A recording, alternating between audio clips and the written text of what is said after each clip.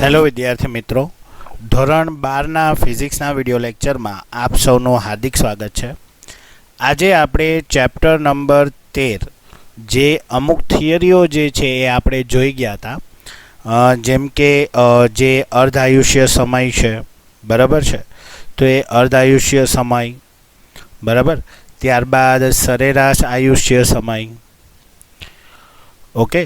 અને ખાસ કરીને જે એક ટૉપિક હતો કે જે આપણા ગુજરાત બોર્ડમાં નથી પરંતુ તમારા JEE અને નીટના સિલેબસમાં છે, એવા આલ્ફા, બીટા અને ગ્યામા, આ જે કણોનું અથવા તો એના જે ક્ષય છે, બરાબર, એના આધારે જે MCQ પૂછાય છે એની આજે આપણે પ્રેક્ટિસ કરશું, ઓકે. તો ફોર એક્ઝામ્પલ એક ઉદાહરણ જે છે એ આ રીતે આપેલો છે કે યુરેનિયમ 238 બરાબર પરંપરાગત રીતે ક્ષય કરે છે અને એના લીધે PB 206 અને 82 આ એની નિપજ મળે છે. એટલે આપણા માટે આ પેરેન્ટ થશે અને આ ડોટર થશે. તો આપણે એ કહેવાનું છે કે કેટલા આલ્ફા કણ અને કેટલા બીટા કણનું ઉત્સર્જન થાય છે, બરાબર. તો આલ્ફા કણ કેટલા ઉત્સર્જિત થાય છે અને બીટા કણ કેટલા ઉત્સર્જિત થાય છે એ આપણે કહેવાનું છે. તો સૌથી પહેલાં જે છે એ આપણે જે સમીકરણ છે, જ્યારે પણ આવા ટાઈપના MCQ આવે ત્યારે સૌથી પહેલાં તમારે જે સમીકરણ છે એને બેલેન્સ કરવાની ટ્રાય કરવાની. ફોર એક્ઝામ્પલ અહીંયા યુરેનિયમ 238 પ્લસ એમાંથી જે છે એ શું બને છે PB 206 82 અને આલ્ફા કણ કીધું તો આલ્ફા માટે આપણને જે છે એ ખબર છે કે ભાઈ હિલિયમ બનશે, તો હિલિયમ 24, બરાબર. હવે કેટલા કણ છે એ નથી ખબર એટલે હું એને શું ધાર લઉં છું X, બરાબર. અને એવી જ રીતે જે બીટા છે, હવે બીટા મને નથી ખબર કે કેટલા કણ હશે એટલે હું Y ધારી લઉં છું. હવે બીટા માટે આપણે બે રીતે વિચારી શકીએ, કાં તો બીટા પોઝિટિવ 0 પણ હોઈ શકે અથવા બીટા નેગેટિવ 0 પણ હોઈ શકે. એ કેવી રીતે નક્કી કરવું એ આપણે હમણાં જોઈએ, બરાબર. અત્યારે માત્ર હું શું લખી નાખું છું બીટા, ઓકે.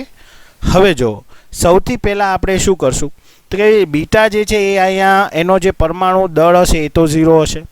તો સૌથી પહેલાં આપણે જે ઉપરની જે રાશિ છે એને કમ્પેર કરશું, એટલે કે પરમાણુ દળને કમ્પેર કરશું. તો જો અહીંયા આપણે 238 થઈ ગયા ઇઝ ઇક્વલ ટુ 206. હવે આ 4 ગુણ્યા X કરશું એટલે શું થઈ જશે 4X પ્લસ હવે અહીંયા 0 × Y કરશું એટલે 0 થશે. એટલે શું થાય 238 માઇનસ 206 બરાબર 4X, બરાબર છે. એટલે જે આન્સર છે એ આપણને શું મળશે, જે 4X ઇઝ ઇક્વલ ટુ 0 અને આ 3 અને 8માંથી 6 જાય એટલે 6 ને 2 8, બરાબર. એટલે જે છે એ 32 રહેશે. એટલે X બરાબર 32/4 એટલે 8. એનો મતલબ એમ થયો કે અહીંયા જે હિલિયમ હશે એ કેટલા હશે, એટલે કે આલ્ફા પાર્ટિકલ આપણને કેટલા મળે છે 8. તો હવે જ્યારે તમે અહીંયા સમીકરણ લખશો તો આવું કંઈક થઈ જશે કે યુરેનિયમ 238 એમાંથી PB 206 82 પ્લસ 8 હિલિયમ, બરાબર, એટલે કે આલ્ફા પાર્ટિકલ. અને હવે જો આપણે એ નક્કી કરશું કે ભાઈ નેગેટિવ છે કે પોઝિટિવ. હવે તમે વિચારો કે અહીંયા 82 છે, બરાબર, અને અહીંયા હિલિયમ જે છે એ 8 દૂને કેટલા થઈ જશે 16 થઈ જાય. હવે તમે વિચાર કરો કે 82 અને પ્લસ 8 દુ અને 16, બરાબર. તો 82 ને 16 કરીએ એટલે 6 ને 2 8 થઈ જશે અને 8 ને 1 9 એટલે આ 98 થઈ જાય. એનો મતલબ કે અહીંયા જે 98 છે, બરાબર, હવે ઓલરેડી 98 થઈ ગયા છે. અગર જો તમે અહીંયા +1 કરશો તો 98થી વધશે, બરાબર, પણ આપણે 98થી ઘટાડવાના છે. શું કામ? કારણ કે અહીંયા શું છે 92 છે. તો 92 ક્યારે થાય? જો અહીંયા નેગેટિવ હોય તો, બરાબર. તો એટલા માટે આપણે શું લેશું, નેગેટિવ ઇલેક્ટ્રોન લેશું. એટલા માટે હું -1 અને 0 લઉં છું. ફરીથી સમજાવી દો કે જો આપણને એ તો ખબર છે કે ભાઈ આલ્ફા પાર્ટિકલ છે, જે રીતે સૌથી પહેલાં આપણે પરમાણુ દળાંકને કમ્પેર કર્યું, તો હવે પરમાણુ ક્રમાંકને કમ્પેર કરીએ. તો પરમાણુ ક્રમાંકને જ્યારે આપણે કમ્પેર કરીએ છીએ તો આપણને ખબર પડે છે કે 82 અને જે 8 દુ ને 16 એટલે કે 98, આ બાજુ શું થઈ જાય છે? 98 થઈ જાય છે, અને આપણે 92 કરવાના છે. તો જો અહીંયા પ્લસ લઈએ તો વધારો થઈ જાય, તો એ પોસિબલ નથી, એટલા માટે આપણે માઇનસ લઈએ. તો હવે અહીંયા આપણે કમ્પેરિઝન કરીએ એટલે શું થશે? 92. હવે અહીંયા શું થાય? 82 પ્લસ જે 8 દુ શું થઈ જશે? 16, અને અહીંયા શું થઈ જશે? Minus y. તો આનું તમે જે સિમ્પ્લિફિકેશન કરશો એટલે 82 એટલે 10a અને પ્લસ 16 ને માઇનસ આ જે વાય છે એને આપણે ઇક્વલ ટુ કરી નાખીએ, મતલબ ઓલી બાજુ લઈને, બરાબર છે, અથવા તો એને એઝ ઇટ ઇઝ એ બાજુ જ રાખીએ તો માઇનસ વાય જે છે એ મળશે. એટલે આપણને જે છે એ શું મળશે? આ જે છે 92 અને આ 82, બરાબર છે, અને ઇન્ટુ 8 દુ ને 16 અને માઇનસ વાય, એટલે અહીંયા જે છે એ આપણને શું મળશે? જે છે 10 પ્લસ 16 અને માઇનસ વાય, એટલે જે છે એ વાય જે છે એ આપણને આ પ્લસ છે એ આ બાજુ આવશે એટલે માઇનસ થઈ જશે, એટલે માઇનસ વાય એટલે -6 અને માઇનસ વાય એટલે માઇનસ માઇનસ કેન્સલ, અને વાય છે એ આપણને શું મળશે? 6. ઓકે, તો આ રીતે જે વાય છે એ 6 મળે, અને આ રીતે તમે સોલ્વ કરી શકો કે આલ્ફા કેટલા મળશે અને બીટા કેટલા મળશે, બરાબર. તો આ રીતે જે આલ્ફા અને બીટા જે ક્ષય છે એના જે MCQ જે છે એ આ રીતે પૂછાય છે. બીજી એક મેથડના જે MCQ છે એ પણ પૂછાય છે, તો એ આપણે જોઈએ. તો બીજી મેથડમાં જે MCQ છે એ કઈ રીતે પૂછાય તો એ જોઈએ. તો બેઝિકલી જે છે એ આપણને એમ કીધું હશે કે એક રેડિયો એક્ટિવ રૂપાંતરણ થાય છે જેમાં x છે એ AZ છે, એમાંથી એ રૂપાંતર થઈને x1 બને છે, જેનું આપણને Z+1 અને અહીંયા જે છે એ AK છે, એનું રૂપાંતરણ થઈને x2 બને એટલે Z-1 અને A-4, અને એનું રૂપાંતરણ થઈને x3 બને અને A-4 અને અહીંયા Z, બરાબર. તો આપણે એ કહેવાનું છે કે આ આખા પ્રક્રિયા દરમિયાન કઈ જે છે એ રેડિયો એક્ટિવિટી અથવા તો જે છે એ ઉત્સર્જિત થાય, બરાબર છે, કે શું જે છે મતલબ બીટા ઉત્સર્જિત થાય છે, આલ્ફા ઉત્સર્જિત થાય છે, બરાબર. તો એ આપણે કહેવાનું છે. ઓકે, તો જોઈએ. હવે માની લ્યો કે જ્યારે પણ આ ટાઈપના તમને MCQ આપે ત્યારે એની એક પર્ટિક્યુલરી મેથડ છે, બરાબર. તો એ મેથડ કેવી રીતે છે? તો સૌથી પહેલાં જે તમને રિએક્શન આપ્યું હોય એને તમારે લાઇનમાં ઝિગઝેગમાં લખી લેવાનું. ઝિગઝેગ એટલે Z આકાર. તો માની લ્યો કે આ x AZ થઈ ગયો, એમાંથી x1 અને AZ+1. હવે અહીંયા જે એલિમેન્ટ મળે એ તમારે પાછું અહીંયા લખી લેવાનું, એટલે કે x1 Z+1 A, અને એમાંથી જે છે એ શું બનતું હતું? x2 A-4 અને Z-1. હવે ફરીથી અહીંયા જે એલિમેન્ટ હશે એ અહીંયા લખી લેશું, એટલે કે x2 Z-1 A-4, અને એમાંથી શું બને છે? તો કે x3 A-4 અને Z. આ મેથડથી તમને ઇઝી પડશે કમ્પેરેટિવલી, બરાબર. તો હવે આપણે શું કરવાનું છે? તો જો અહીંયા +1 છે અને અહીંયા કોઈ 1 નથી, તો અહીંયા મારે બેલેન્સ કરવું હોય તો માઇનસ કરવું પડશે. તો એમાં કાંઈ ફેરફાર નથી થતો, મતલબ -1 અને 0. તો આ જે હશે એ શું હશે? તો કે ભાઈ બીટા નેગેટિવ, બરાબર. ત્યારબાદ જો તો કે ભાઈ અહીંયા -1 છે, અહીંયા +2 છે, +1 છે, મતલબ કે હું અહીંયા +2 કરું તો થઈ જશે. તો 2 - 1 એટલે +1 થઈ જશે, અને અહીંયા 4 પણ ઘટે છે એટલે 4 HE, એટલે એ શું થઈ ગયું? આપણું આલ્ફા થઈ ગયું, બરાબર. હવે અહીંયા જો અહીંયા Z-1 છે, અહીંયા +Z છે, તો Z-1 કરવા માટે મારે અહીંયા શું લેવું પડશે કે ભાઈ -1, અને આ તો એઝ ઇટ ઇઝ જ છે એટલે અહીંયા 0, એટલે આ પણ શું થઈ જશે? -બીટા. એનો મતલબ જે ક્રમિક છે એ શું રિલીઝ થશે? બીટા માઇનસ આલ્ફા અને બીટા માઇનસ. આ રીતે એનું શું થશે? ઉત્સર્જન થતું હશે. કેમાંથી? આ રિએક્શનમાંથી. Okay, clear? એવી જ રીતે હજી એક એક્ઝામ્પલ જોઈ લઈએ.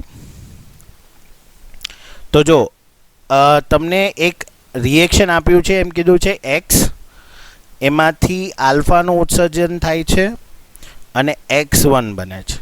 ત્યારબાદ એમાંથી બીટા નેગેટિવનું ઉત્સર્જન થાય છે અને X2 બને છે. અને એમાંથી પાછું બીટા નેગેટિવનું ઉત્સર્જન થાય છે અને X3 બને છે. તો આ જે તત્વ છે એમાં આપણે સમસ્થાનિક ગોતવાના છે. સમસ્થાનિક મતલબ આઇસોટોપ, મતલબ કે જેના Z કેવા હશે? સમાન હશે. ઓકે, તો આ રીતે આપણને ક્વેશ્ચન જે છે એ પૂછ્યો છે અને આપણને કીધું છે. તો સૌથી પહેલાં આ જે રિએક્શન છે, જેમ મેં કીધું હતું એમ કે ઝિગઝેગમાં લખી નાખો. તો ઝિગઝેગમાં આપણે લખવા જઈએ એટલે શું થશે? તો કે X1, પછી એમાં ફરીથી X1, એમાંથી X2, ફરીથી X2, એમાંથી X3. ઓકે, હવે માની લ્યો કે હું આ A અને Z ધારું ફોર એક્ઝામ્પલ. તો આમાંથી જે છે એ આલ્ફા કણનું ઉત્સર્જન થાય છે, મતલબ કે હિલિયમ 2 4 થશે. તો ઝેડમાંથી કેટલા ઓછા થયા? તો કે ભાઈ -2 અને એમાંથી -4. તો આ એલિમેન્ટનો A ને Z અહીંયા રિપીટ થશે એટલે આ Z -2 અને A -4. હવે એમાંથી બીટા નેગેટિવ છે એ રિલીઝ થાય છે. તો બીટા નેગેટિવ એટલે શું થશે? કે બીટા નેગેટિવ એટલે E -1 0. તો અહીંયા -2 તો છે, તો અહીંયા શું હશે? -1 હશે. તો -1 -2 થાય અને A Z as it is રહેશે. બરાબર.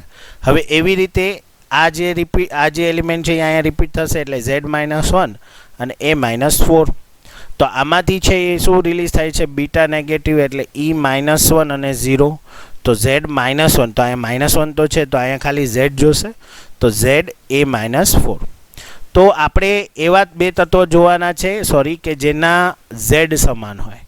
તો એક તો આ પહેલું તત્વ અને એક આ જે ત્રીજું તત્વ એમાં જો આ બંને Z કેવા છે? સમાન. એટલે આપણે શું કહેશું કે જે X અને જે X3 છે આ બંને એકબીજાના શું થશે? સમસ્થાનિકો. ઓકે, તો એ આપણો શું થઈ જાય? આન્સર થઈ જાય. ઓકે, તો આ રીતે જે છે એ MCQ જે છે આ પ્રમાણે જે છે એ પૂછાય છે. એવી રીતે હજી એક જે છે એ MCQ જે છે એ આપણને આપેલો છે. તો કે જે તત્વ છે એ આ રીતે રિએક્શન કરે છે કે X છે એમાંથી આલ્ફા કણનું ઉત્સર્જન થાય છે, X1 બને છે. એમાંથી બીટા નેગેટિવનું ઉત્સર્જન થાય છે, X2 બને છે.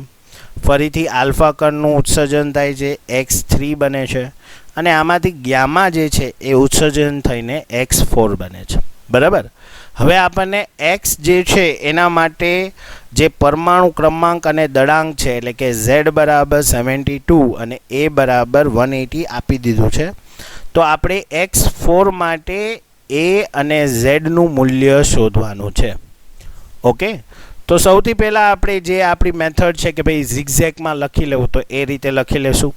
તો X1, પછી X1 જે છે અહીંયા રિપીટ થશે, X2 ફરીથી અહીંયા રિપીટ થશે, X3 ફરીથી અહીંયા રિપીટ થઈને X4. બરાબર. હવે અહીંયા 72 અને 180 આના માટે આપી દીધા છે, તો આ 72 અને આ 180. બરાબર. હવે જો એમાંથી X1 જે બને ત્યારે આલ્ફા વિકિરણ ઉત્સર્જિત થાય છે, મતલબ કે હિલિયમ 2 4 છે એ થશે. તો 72 માંથી 2 જાય એટલે કેટલા વધશે? 70. અને 180 માંથી 4 બાદ કરવાના છે એટલે આપણે 176 થશે. બરાબર. હવે આ એલિમેન્ટ અહીંયા રિપીટ થયો એટલે 70 અને 176. હવે આમાંથી જે છે બીટા જે છે એ ઉત્સર્જિત થાય છે. તો બીટા માટે આપણે -1 0 લેશું. તો અહીંયા -1 છે ને અહીંયા 70 છે. હવે જો હું અહીંયા 71 લઉં તો 71 - 1 એટલે 70 થશે. બરાબર. જો અગર તમે 69 લેશો તો 69 -1 એ તો 68 થઈ જશે. તો એ અનબેલેન્સ થઈ જાય. આપણે તો 70 રાખવાનું છે. તો હું અહીંયા શું કરું છું? 71 લઉં છું એટલે આ -1 થશે એટલે 70 થઈ ગયો અને ઉપર એઝ ઇટ ઇઝ. બરાબર. હવે સેકન્ડ જે x3 જ્યારે થાય છે એટલે અહીંયા આ એલિમેન્ટ ફરીથી રિપીટ થશે આ રીતે.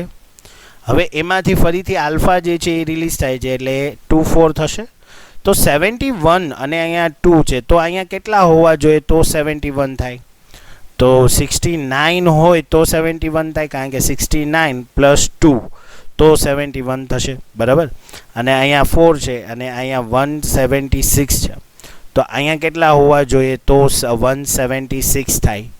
તો કે 172 હોય તો, કારણ કે 172 પ્લસ 4 એટલે 176 થશે, બરાબર. એટલે આ એલિમેન્ટ ફરીથી અહીંયા આવી જશે એટલે 69 અને 172. હવે આમાંથી ગામા વિકિરણ ઉત્સર્જિત થાય અને મેં તમને વાત કરી હતી કે ગામા વિકિરણ છે એ વિકિરણ છે એટલે કે એના લીધે દ્રવ્ય ઓછું નહીં થાય. તો એનું જે ન્યુક્લિયસ છે એ એઝ ઇટ ઇઝ આવશે. એટલે આપણો જે આન્સર છે એ A બરાબર 172 અને Z બરાબર શું થઈ જાય 69 થઈ જશે.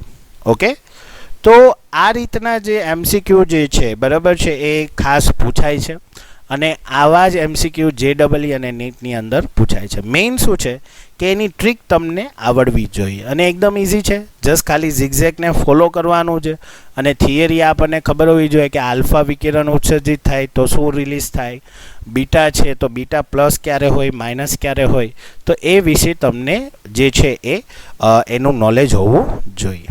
ઓકે, નેક્સ્ટ વિડીયો લેક્ચરની અંદર આપણે આ ચેપ્ટરની થિયરી આગળ વધારશું. તો નેક્સ્ટ લેક્ચરમાં મળીએ. આજે અહીંયા સુધી રાખશું. ઓકે, થેન્ક યુ વિદ્યાર્થી મિત્રો.